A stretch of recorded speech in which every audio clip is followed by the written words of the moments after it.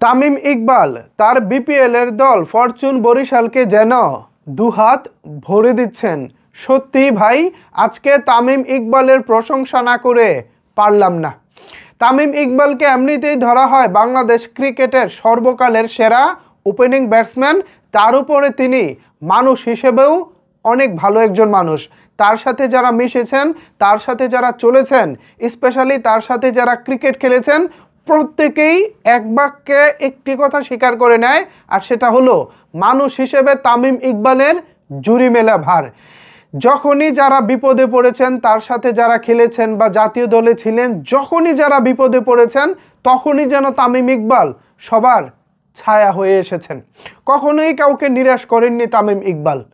কেউ হঠাৎ করে তার কাছে একটা ব্যাট চেয়েছেন, তার পছন্দের একটি ব্যাট, লাখ টাকা, 2 লাখ টাকা, 3 লাখ টাকা দামি একটা ব্যাট চাওয়া মাত্রই যেন তিনি দিয়ে দিলেন।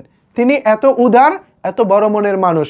এবার বিপিএলে যেটা করেছেন সেটা নিশ্চয়ই ফরচুন বরিশাল কর্তৃপক্ষ সারা জীবন মনে রাখবো। এই তো কিছুদিন আগেই তারা অভিযোগ করেছিলেন তারা ঠিকঠাকভাবে স্পন্সর পাচ্ছে না। এত বড় একটা বিপিএলের টিম স্পন্সর তারা কিভাবে চালাবেন, এই নিয়ে তারা দুশ্চিন্তায় পড়ে গিয়েছিলেন। সেখানে তামিম ইকবাল ব্যক্তিগতভাবে যতগুলো ব্র্যান্ড অ্যাম্বাসাডর হিসেবে আছেন, সবগুলো ব্র্যান্ডকে ফরচুন বরিশালের সাথে যুক্ত করেছেন। এছাড়া আরও অন্যান্য ব্র্যান্ডকেও স্পন্সর হওয়ার জন্য উৎসাহ দিয়েছেন।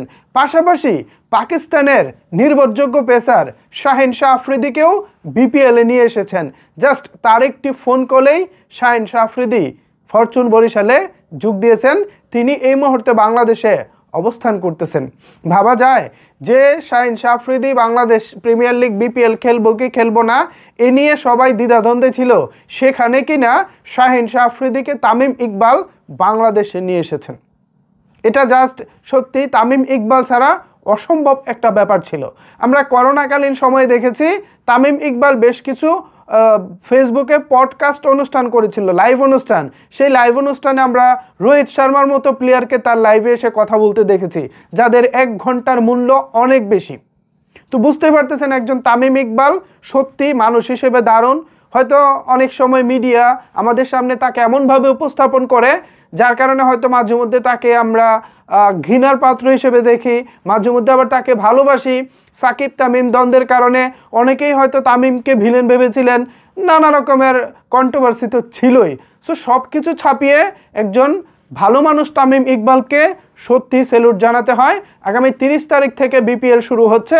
আশা করি তামিম ইকবাল এবারের বিপিএলে জ্বলে উঠবেন এবং আগামী চ্যাম্পিয়ন্স ট্রফিতে আমাদের বাংলাদেশ জাতীয় ক্রিকেট দলের হয়ে চ্যাম্পিয়ন্স ট্রফি খেলবেন, সে আশা ভরসা রাখি।